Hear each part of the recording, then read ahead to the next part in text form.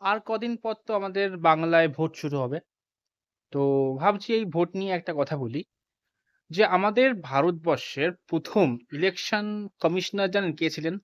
তিনি একজন কিন্তু বা বাঙালি ছিলেন। উনার নাম হলো সুকুমার সেন। আইসিএস অফিসার এখন তো আইএএস হয়েছে।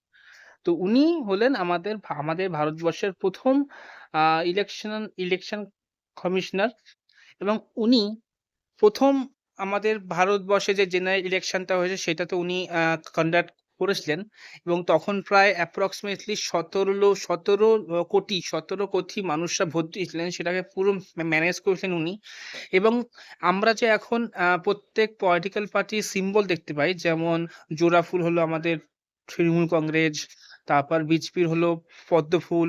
ঠিক এই সিম্বল গুলো কিন্তু আ এই সিম্বল দিয়ে বা ভোট দেওয়ার পদ্ধতিটাই উনি বানিয়েছিলেন। কারণ সেই সময় অনেক মানুষরা ছিলেন যারা লেখাপড়া বুঝতে পারত না।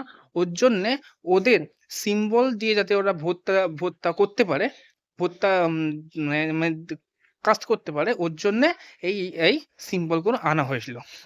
এবং ওনার এই সাফল্যের পর যখন এত এত বড়, কারণ সেই সময় সারা পৃথিবীতে কারোর এক্সপেরিয়েন্স ছিল না যে ১৭ কোটি মানুষদেরকে কিভাবে অর্গানাইজ করে ভোট দেবে।